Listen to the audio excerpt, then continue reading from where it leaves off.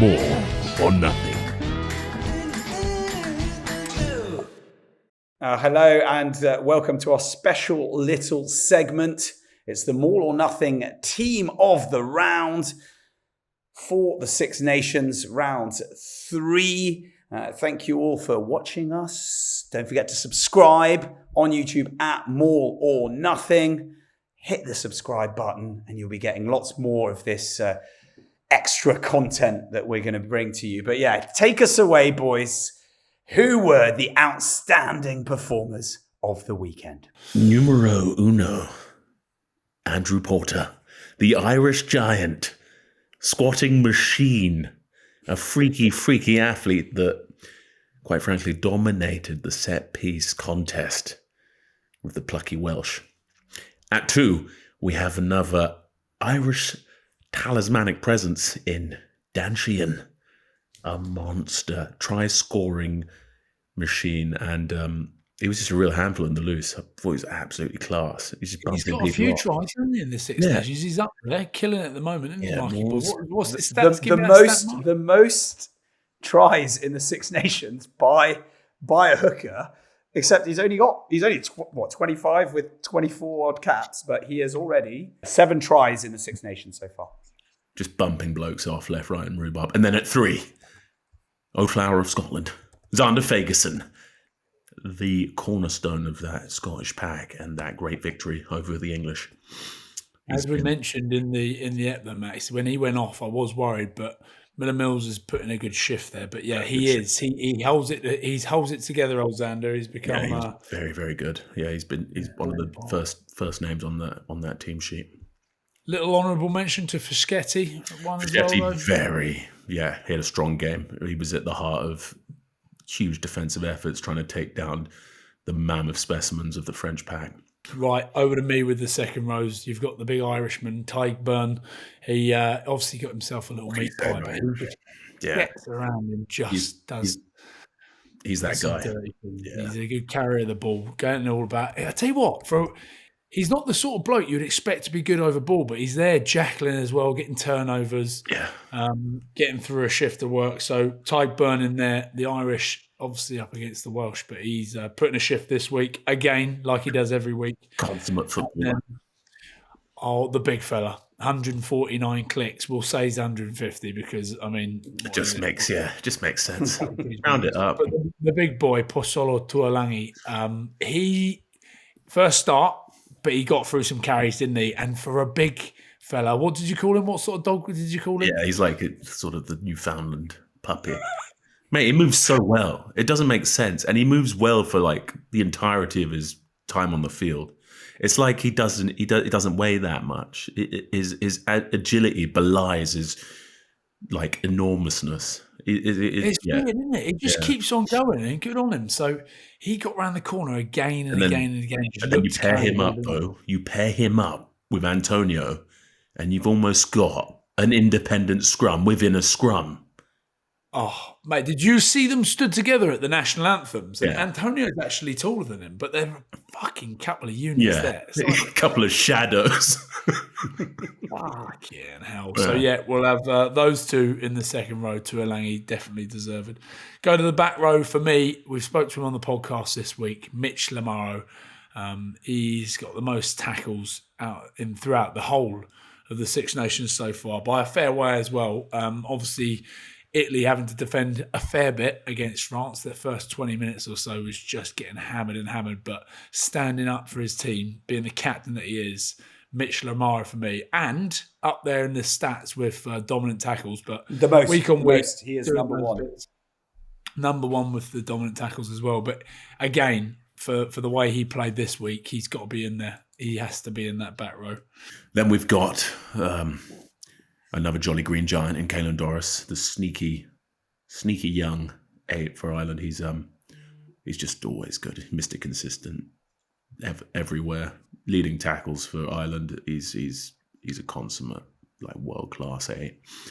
And then we have Tommy Raffel, the ball snaffler extraordinaire, more turnovers than Pancake Day in this tournament, and a beam of light in an otherwise sort of, I don't know, You could call it sort of a negative Welsh competition, but I think the Welsh are building strongly to something. Another mention, though, to Lucchesi for Italy. Like he's up there. He's not far off Rafael with the amount of turnovers. He was good, but I'll let you have that one. I think Tommy Rafael, even though they're on the losing end of a match against the Irish, he was good. 9, here we go. The backs, Gibson Park. How good has he been the whole tournament? But this week, he was just on it again, Max. He's so fucking good. He's quick at the breakdown. He's always snuggling around. I reckon, well, with DuPont out, I reckon he's the best 9 in the tournament at the moment. And he's been outstanding, Gibson Park. Interesting stat on him, 103 passes, in that match. 50 more than any other player in round 3, and each one probably was pretty precise as well. So, he's a guy who gets his hands on the ball. Fucking hell. Listen, I know no one even needs to think about this one, do they? But Finn the Muscle Russell, the man, the maverick, he's just like ball to boot, just fucking putting Dewey away. Everyone's talking about Duhan Van Der Merwe being the hat-trick hero, but without Finn Russell pulling the strings, no team would function like that. So he was outstanding. His boot at the moment, not just at post, by the way, the only player to have 100% record and so still ticking over. So international level, I think he's 60% at Bath. So you imagine how pissed off the Bath owner is going to be when he sees Finn knocking him over 100% up at Scotland. But he's got to that point now that he's reliant on we can rely on his boot. He's knocking boys over and he's doing jobs, but the way he puts the ball in the corner and the way he kicks, at one moment he just switched the play, stick it in the corner, he's just outstanding. This week again, as good as he has been all Six Nations. So Finn the Muscle Russell for me at 10, he's got to be in there. Centres, Max. We've both gone. You give me a piece on Bundy Aki because he was up there as well. Oh yeah. Bundy Aki, the irresistible force. He doesn't really go backwards, does he? Unless he's getting out of his drive. But bit of a freak show. Real problem for the Welsh. He has lots of sort of strengths to his game, but just the ability to offload, like weak shoulders. He's a real problem. His 119 meters carried was around 40 more than any other non-back 3 player made across the weekend. That guy makes more meters after contact than he makes without. Do you know what I mean? That's the sort of bloke he is. Just adversity. Moisturizers with crushed glass. 13, Hugh Jones. For me, boys, he obviously had that. He set up the try for Big Dwayne. He was an instrumental part in it, and he just managed to find holes left, front, and centre. And again, no one really talks about his defence, but his defence is good as well. He's coming up, closing the gate. He's working hard with Sione Tuipulotu. So Hugh Jones for me this week, because we've got to have more Scots in there. They absolutely obliterate the English. It was a piece of piss. So this week, round 3, Hugh Jones, you've made it in for me. The back 3 is hard, by the way. The back 3 is very hard. But I'm going to start with a winger in Menoncello. We spoke about him. We talked him up, didn't we, before the tournament? And he's played really well. And in a team that should have won against the French, that man put his hand up on the wing. He can play in the centres as well, but he was fucking outstanding. I like Menoncello a lot. Again, just a player that manages to fight through contact, finds his way through defences quite easily, and especially against the French. And towards the second half of that game, he was instrumental for the Italians. Boys, he's catching up the hoggy. He's 1 away. He's going to break that try-scoring record, especially with Darcy Graham out. He's coming for it. Big Duhan Van Der Merwe, Big Dwayne. Big Dwayne. Give ball Big Dwayne now. Right? Yeah, that's what he wants. Just ball, please. He's on another level. And then we've got to give it to him, but I think for meters made in the competition, he stands at number 1 at the moment, and he's the young man, Cameron Winnett. He's been fantastic for Wales. So fair play to him, a young fella that's just getting better and better every round. But for me, he's the next big thing. He's like the next Lee Halfpen, isn't he? They need someone like that, and he's a young fella, but he's made a lot of meters this Six Nations, and same again in this round. Round 3 for me, the number 15. Cameron Winnett, but there you have it. That's our round 3 team of the week. Hope you enjoy it, and make sure you subscribe.